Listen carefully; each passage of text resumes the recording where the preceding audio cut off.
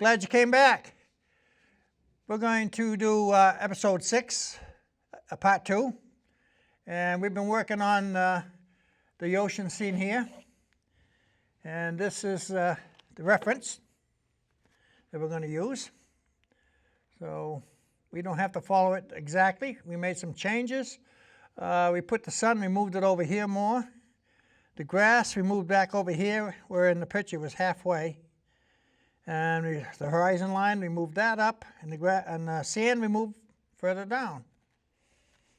So we can do pretty much what we want. This here we got in is the sun's glare. So we'll work on that a little bit, and the reflection in the water.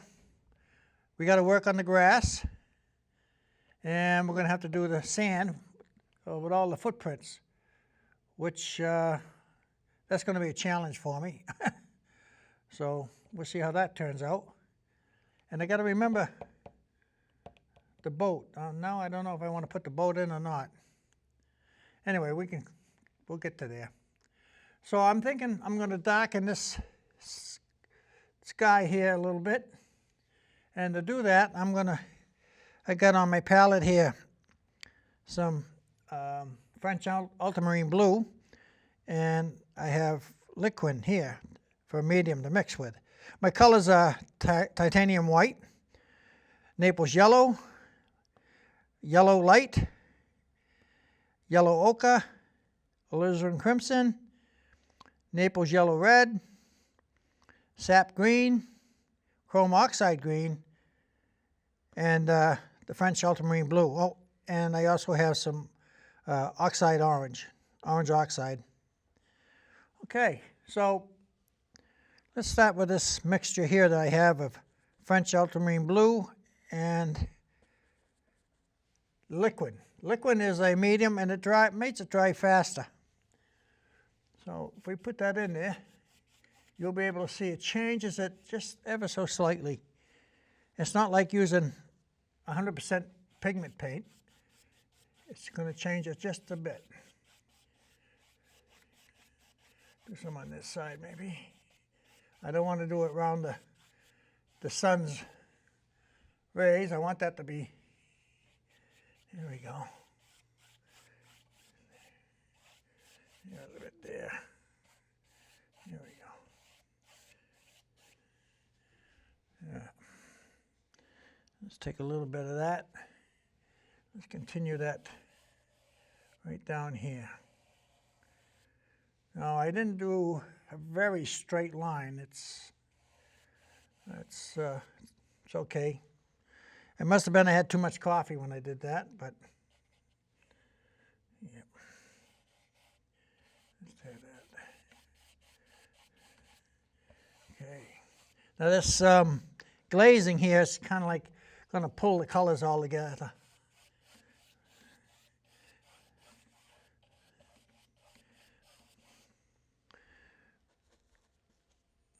There we go. Make it all more harmonious, I guess is the word I'm looking for. There we go.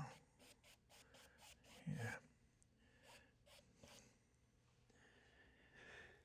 Now, we've done that. Let's put there, that looks okay.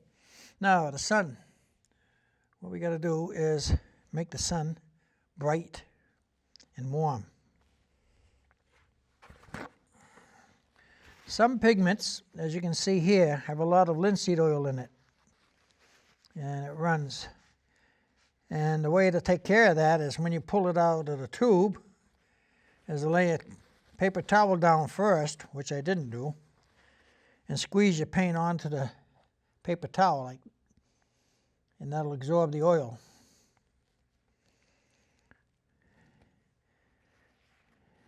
Doesn't mean that the paint's bad. There we go. I'll put that back down there. We got some of the oil out of that. So white, and again I use a separate palette knife for my white, because I like we all have our own little quirks. I like to keep my white clean. So let me put that some of that white right there. And a touch of yellow.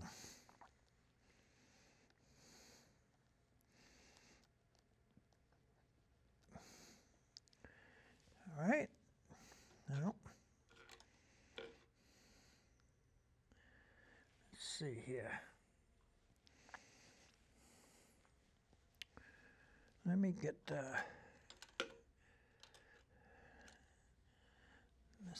this brush here, maybe.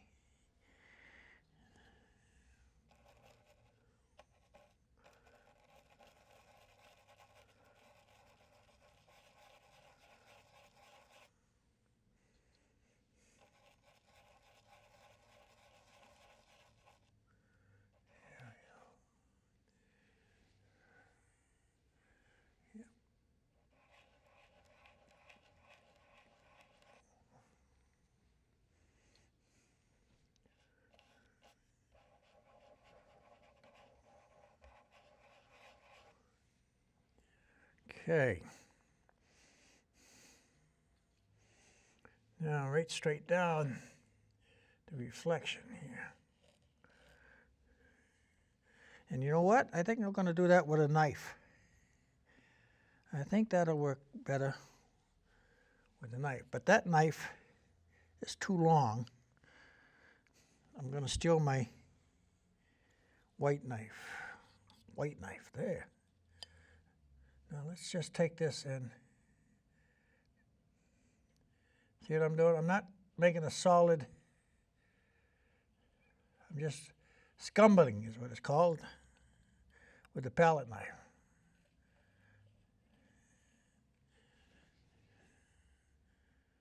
There we go.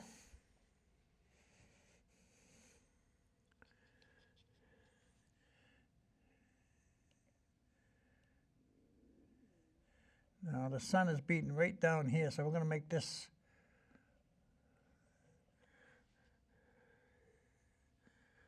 to make this more solid, like more, not so broken up. Here we go. Just in the middle. Where it fades out. Where it fades out here, I want to leave it broken up.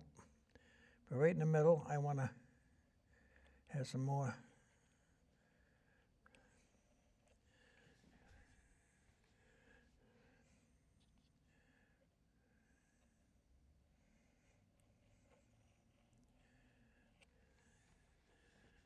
Okay.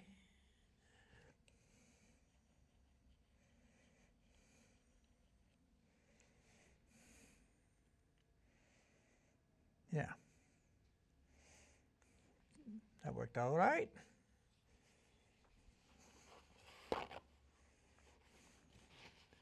Okay.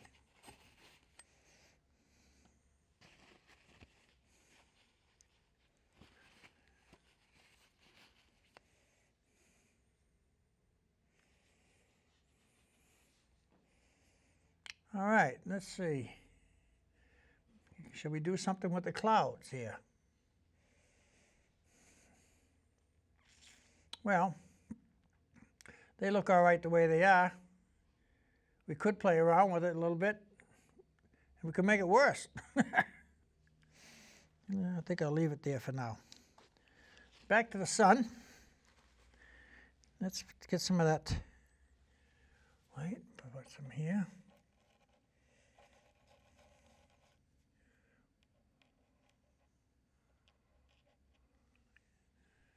That's it.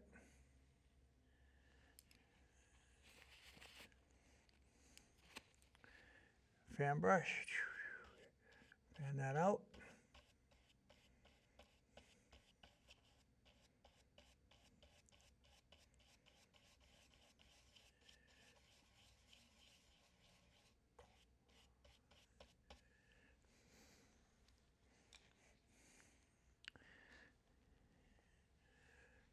Finger painting again.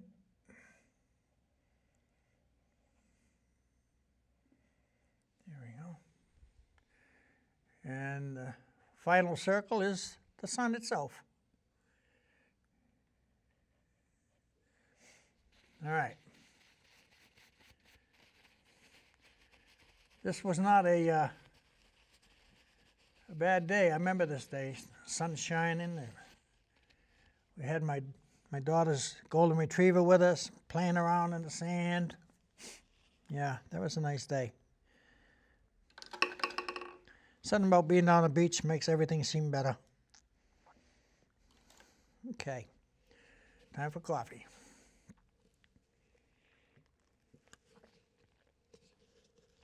All right.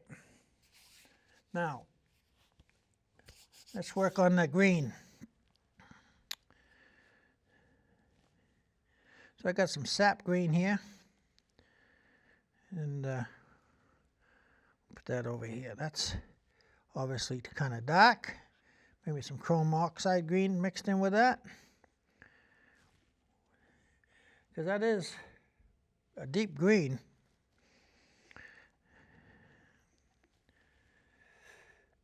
Let's see. I think I'll tone that down just a little bit with some alizarin crimson. Cut the green back a little bit.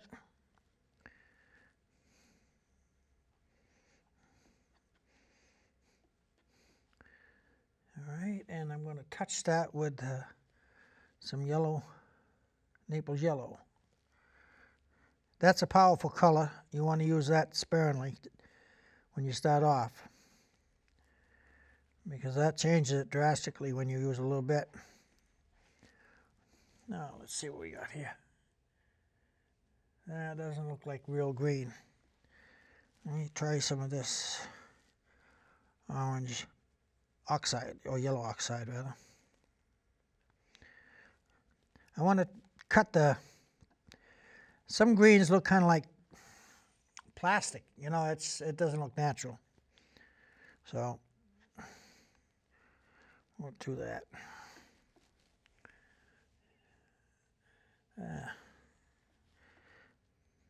Take some of that and some of that. Yeah, throw it all in. It's like making soup. There we go. Yeah, I like that better. Okay. Let's get some liquid in there.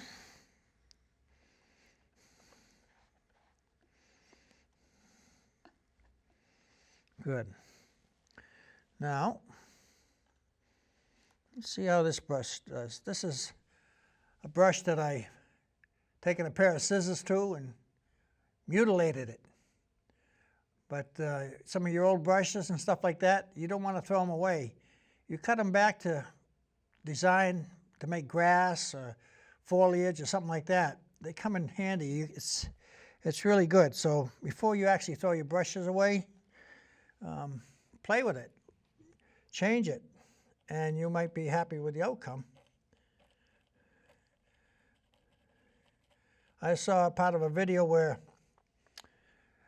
Joseph McCurl has a brush that it looks pretty sick, but he uses it, and it fits just for what he wants. It makes, he was doing some foliage, and this brush had like 4 hairs of that, but it worked for him.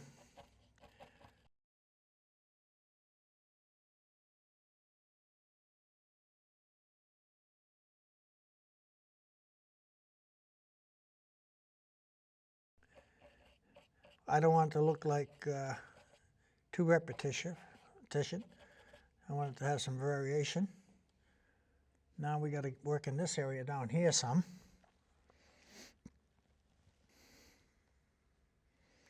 This here is the name of the brush is Gray Matters, and it's actually for a water brush, but I love the way it flexes. And it's a long brush, long hairs, and it's great for drawing straight lines.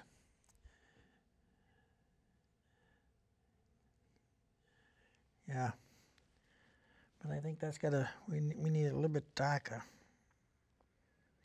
Put some blue in there and a touch it. crimson. As we're coming back here, it's getting further in the shade. There we go. Let's see how this works. Yeah, a little chirp.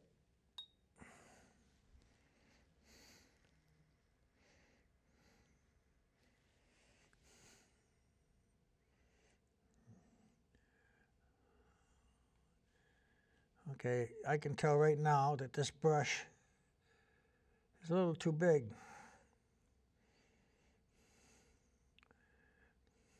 So I'm going to have to be careful not to bear down too hard, because I want to get the light, very fine line. I'm just taking that and I'm flicking it up, just with the very end of it. There we go. And you're trying not to repeat the same thing over and over.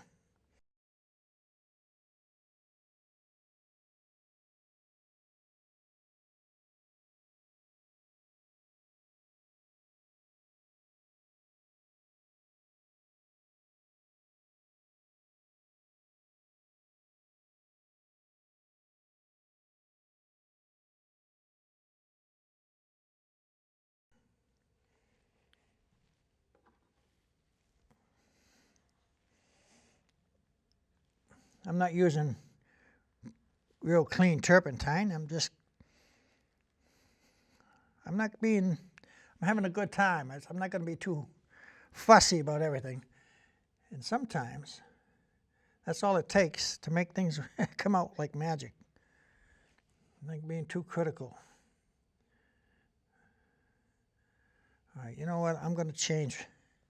I got another brush. I'm going to try another brush, see how that works.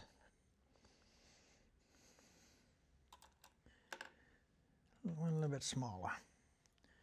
Same kind of brush, a liner. It's called a liner brush. They're made, actually, the liner brushes were for sign writers. Sign writers who do pinstriping. You see them on a motorcycle, or sometimes the cars have a little pinstripe. They call it a liner brush, pinstriping. Yeah. So if I bear it down a little bit hard, now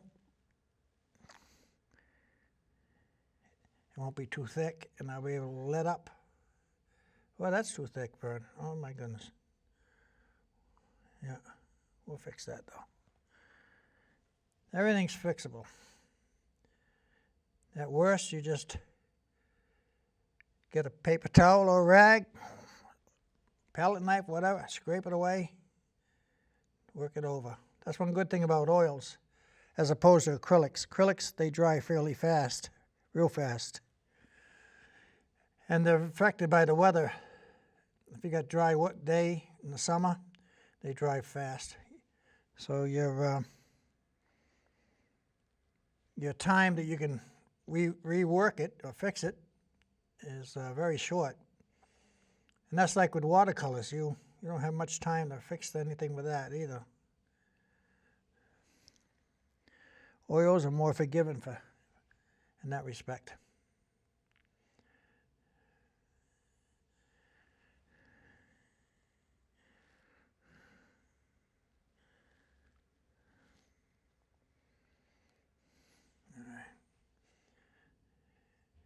You can see I'm slowly working my way down the grass.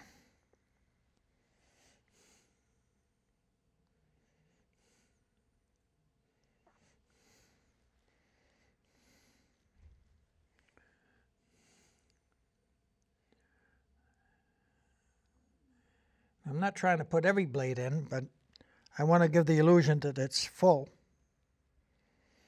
And that's a big part of oil painting, is illusion, something like a magician. You create a picture that's not a photograph, and yet it seems to have everything in there, with the added pleasure of the viewer looking at your painting and filling in the blanks type thing, which brings them in. They enjoy that.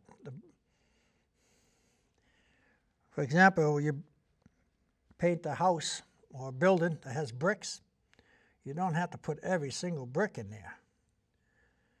You just show places to suggest that there's bricks there. And people's minds are smart enough to figure out that that whole wall is brick.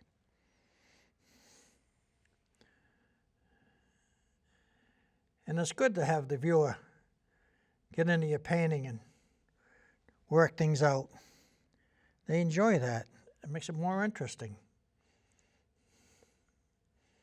Sometimes people say, I don't know what it is about that painting, but I like it.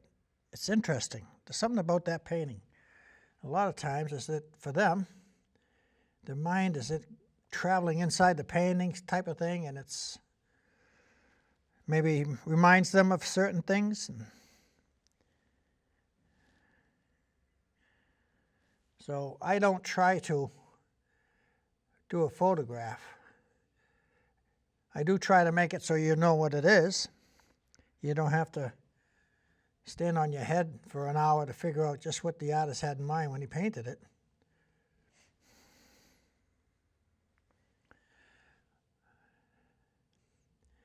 But my philosophy is to paint is what my father says. Paint for yourself. The hell with everybody else. You have a good time. You enjoy it, which is easier to do when you're retired like I am, or not trying to make you a living at it. If you're trying to make a living at it, then those are hard words maybe to live by.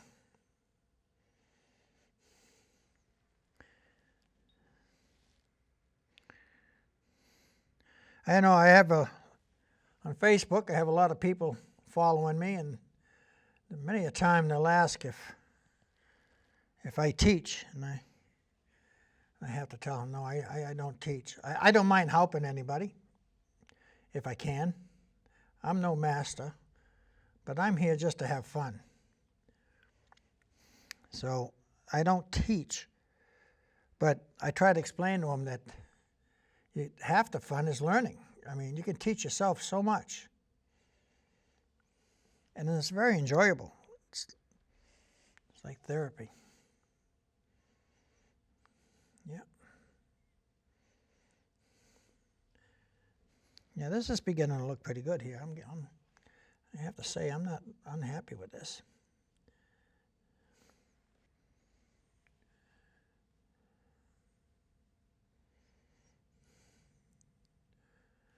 Yeah, that solid green there, we'll break that up. We'll put one in there, see? Like, oh, jeez.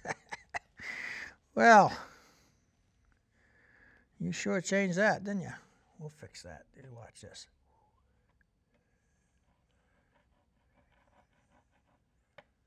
That's all right.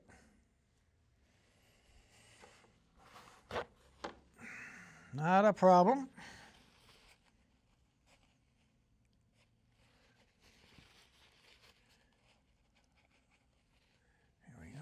Smooth up that.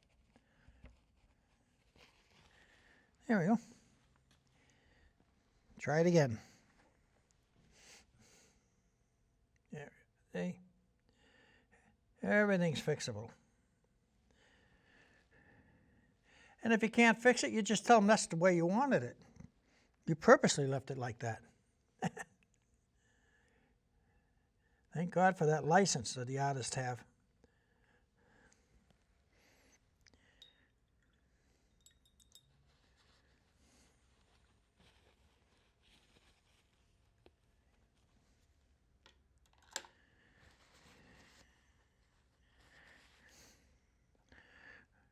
I'm going to take and move this.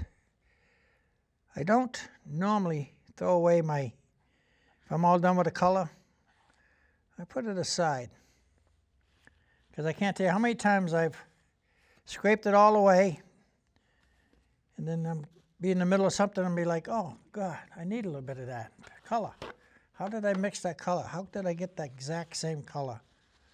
So I don't throw it away until I'm done. Okay. This here with the footprints. I think what I'm going to do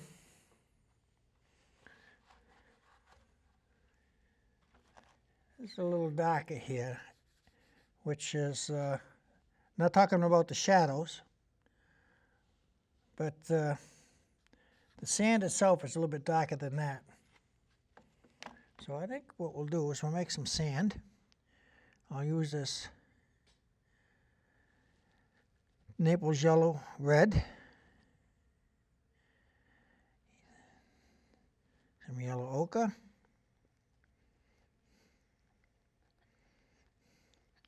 and some of this transparent orange, or transparent yellow, I'm sorry. That's pretty much what I got there already, so let's darken that a little bit.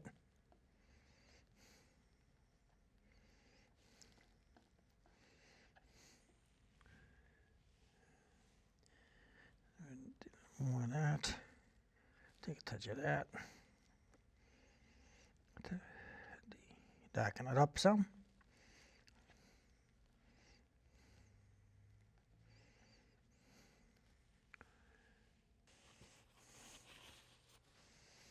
All right.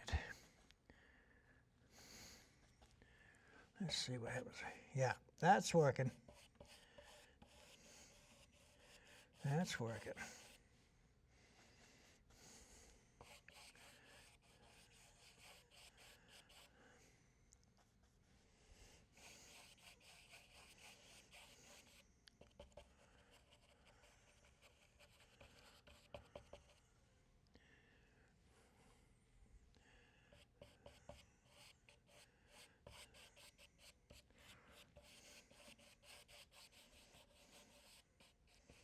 All right.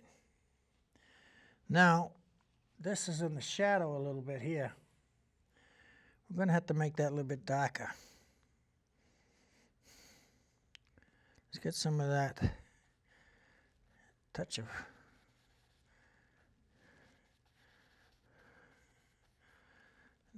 that ultra crimson and that. Let's put that there. Need a little bit more French ultramarine blue. Alizarin crimson. We'll give us some purple.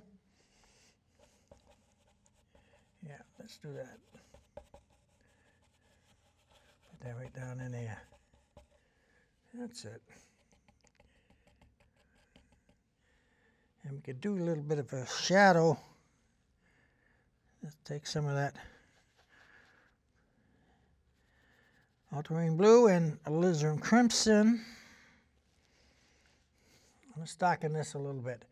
I know this paint is wet a little bit, but we'll darken this because we can. This is in the shadow. I forgot the shadow. Now we gotta add some more red.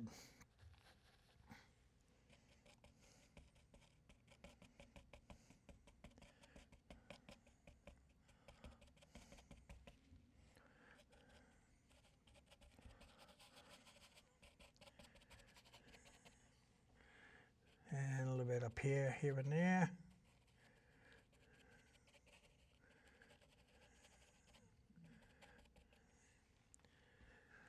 Right. Let's just dab that a little bit. Very gently. This is too red. I'm going to have to get rid of that red a bit. All right.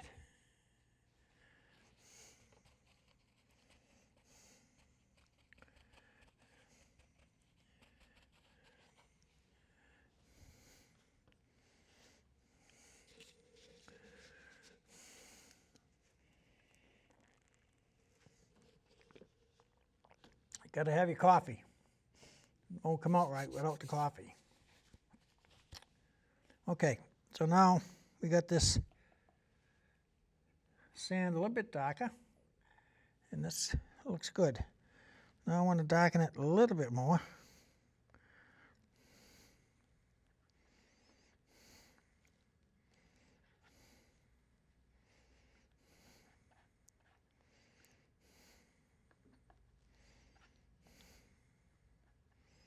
See this shadow color? We'll put that in there a little bit. That'll darken it up.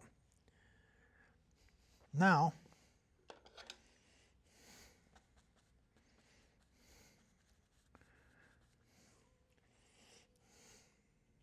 very lightly, just laying the brush on top. Just lay the brush on the top.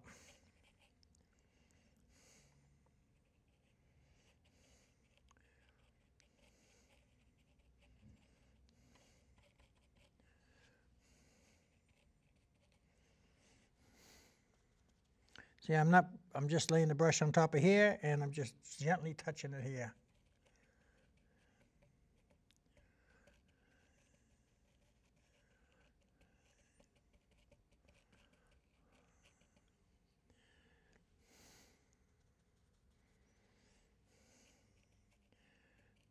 Again, we don't want to show every bit of sand pebble, but we want to show some variation in the color, because even though the sand looks like it's all the same, the light hits it differently, and the shadows are cast, and the sun and the clouds reflecting on here. You have all kinds of light bouncing off the water, the clouds, the sky, the sun's shining, and nothing is perfect. Nothing's all the same. There's always some variation when you're painting. Now I'm going to darken this side here a little bit more.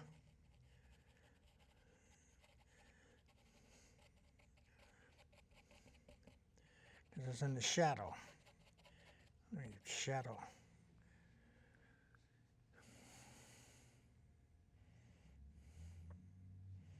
Okay.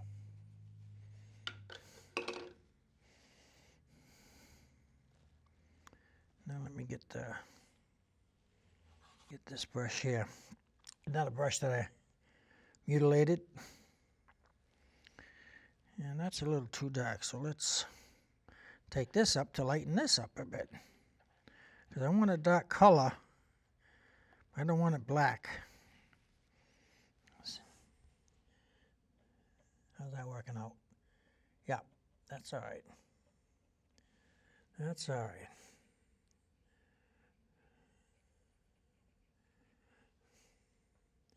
In smaller holes here, or footprints, whatever you want to call them, bigger ones up here.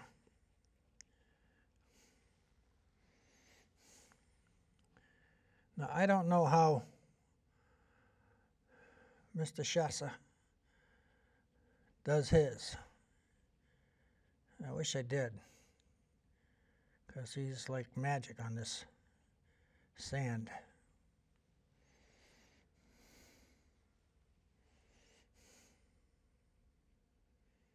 Trying not to make everything, I'm trying to make it random. And I have to force myself and concentrate, otherwise every dot would be spaced the exact same, be the same size.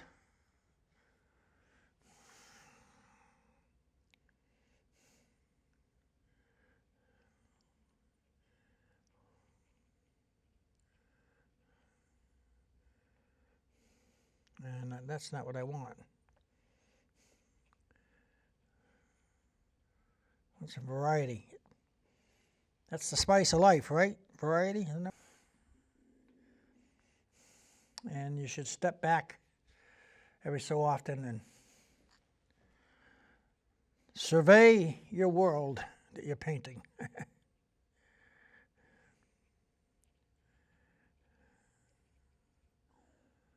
And squint. You should squint your eyes. When you're painting and you squint your eyes, a lot of the detail disappears. And you'll see shapes and values are darker and lighter and just blocks of different shapes. And if you start with that, get that down, it makes a big difference in your painting to get your values right.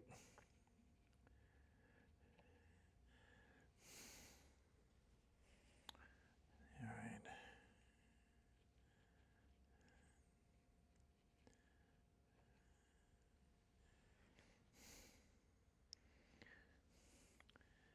If you are able to, set up an easel, place where you want to paint. You got to place the paint, and you can leave it set up. That's a big advantage if you want to learn how to paint, because the paint you have to practice, and that's part of the fun. That's really a big deal of it. But the thing is, it's a lot easier to come in, have a cup of coffee, and say, you know what, I'm going to walk over there and I'm going to get my paint and see if I can't do a little bit before supper or after supper. And rather than have to dig everything out, set up your canvas and get your paints out and get all that. By the time you're done, you're like, how the hell would I do it tomorrow or something? So if you have a place that you can have your easel up and you're painting, whether it's in progress or just beginning, have it set up. And your paints won't stay out long because they will start to dry up. Oils last longer outside than, like I was saying, acrylics or watercolor. But the trick is if you can paint every day, and not a whole painting. I pick up a brush every day. I'd say 90% of the day. I'll come over. If I'm really busy, I'll still come over and I'll grab a brush, and I won't have any paint on it, but I'll have a brush in my hand and I'll be looking at what I'm working on and studying it, even if it's only for 5-10 minutes, because I'm in a hurry. I'm going to be going somewhere. I can't paint today. I looked at my painting. I took in the values, the things that I need to do to it. So you're doing something with your art every day. And when you come back the following day to do something, that'll stay in your mind, and you're a step ahead. But you got to practice. It's not rocket science, but it's hard work. You got to practice. But the saving grace of it all is that it's so darn enjoyable. Oh, yeah. I would like to see more people paint. I know it's becoming a big thing now, this plein air painting. That's they say that's the new golf for people, which is great.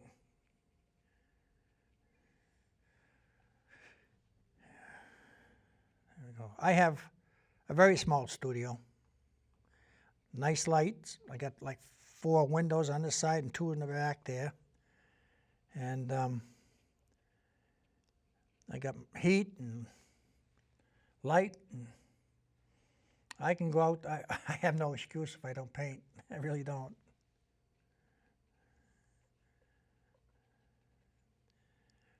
But it kind of like feeds upon itself. The more you paint, the better you get. The better you get, the more you want to paint. It's just good.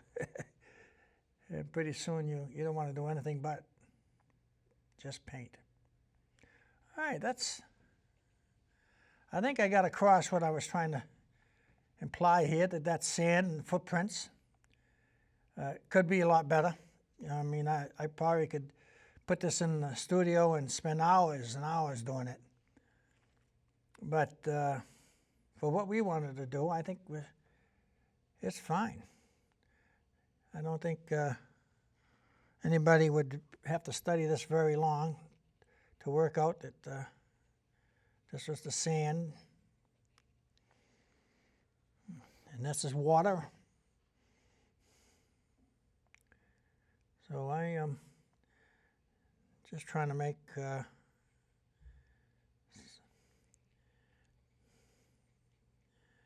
now I'm drawing some little lines connecting some of these kind of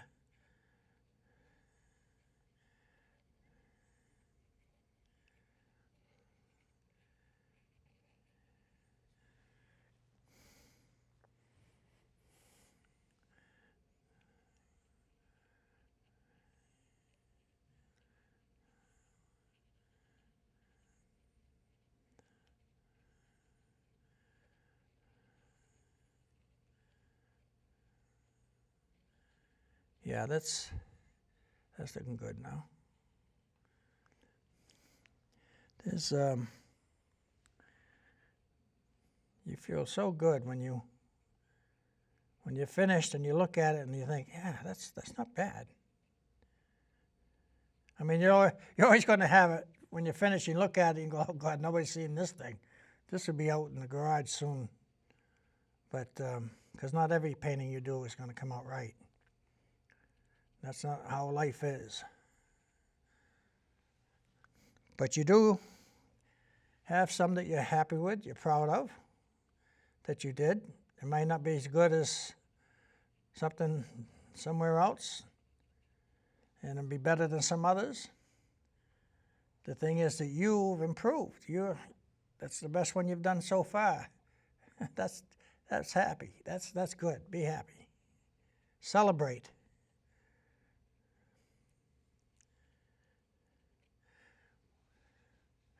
When I sell a painting, we all go out to dinner.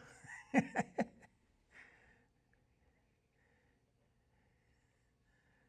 we go. All right, let's see. Now let's assess what we've done so far here. We got the sun up there. We got the haze, the glow, and the reflection in the water.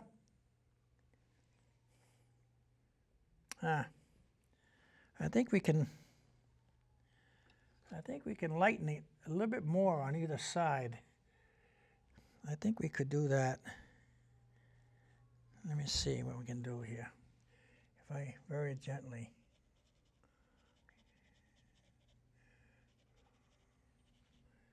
Yeah.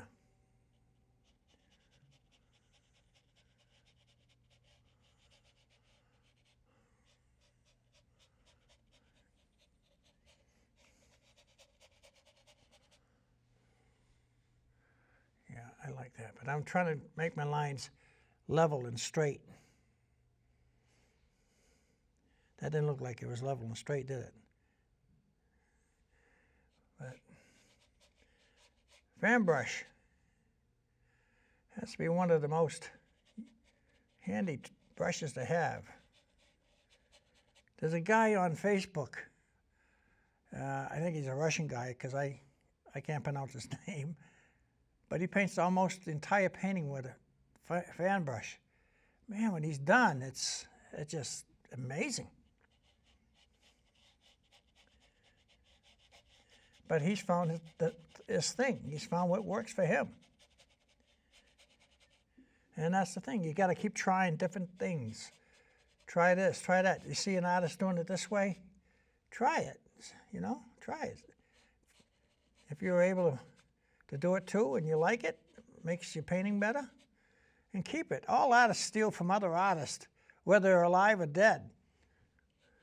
People go to the museums and copy the masters and all that. That was a little bit too much, Verne. All right. See, I'm talking too much. Talking too much. All of a sudden, we got waves coming in here in the flat ocean. See, fixed it. See, nothing's the end. Nothing's the total end. You can fix it. And like I say, this is a little rough here, but I think I'll be forgiven.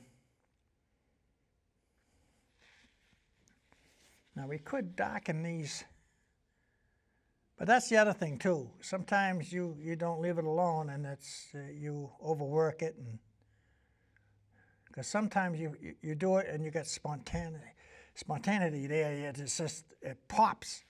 You did it, and it just, your hand knew what it was doing. You're just there to watch, and it looks like magic.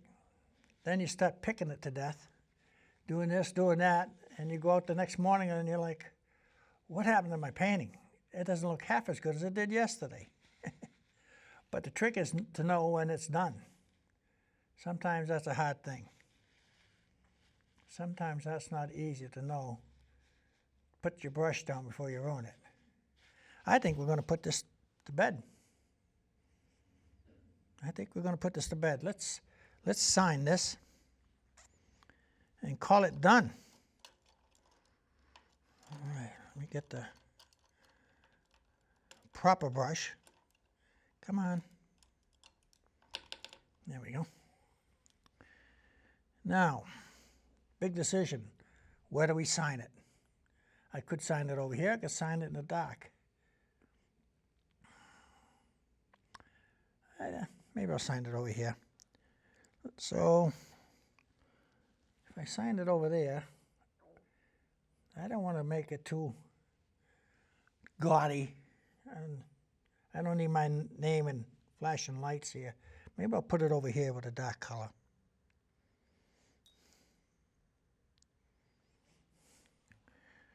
I learned this trick from my father. He was a sign writer.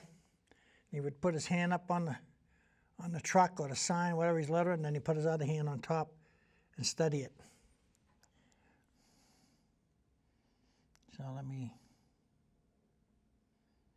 go right there. That's V. Let me get some of this liquid in here. V. Yep, not enough pigment. Come on.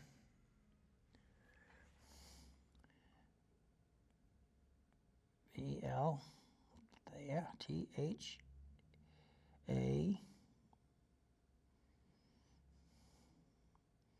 Now I have to tell you, there have been times when I misspelt my own name. I'm like, God.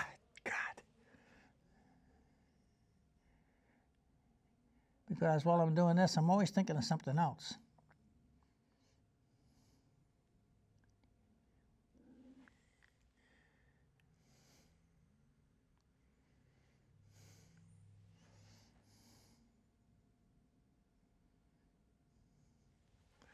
Need some pigment in that.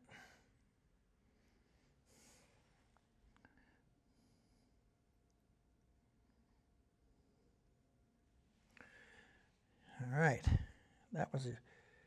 Had to go through all of that to put my name on there. Let me clean that. All right, let's take this tape off and see how she's going to look. Take that off. There we go.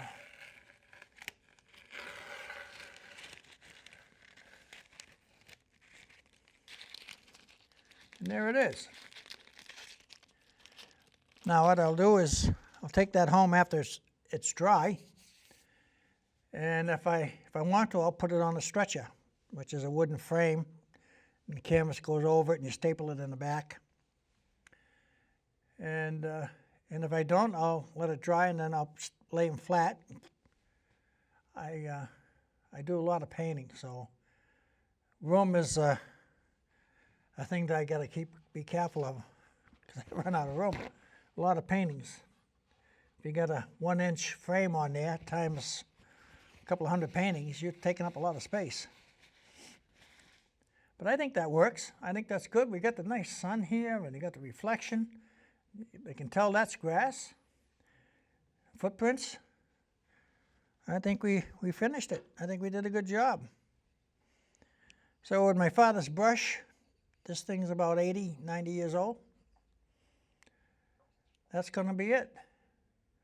So keep trying, keep painting, and remember, grab a brush. Bye.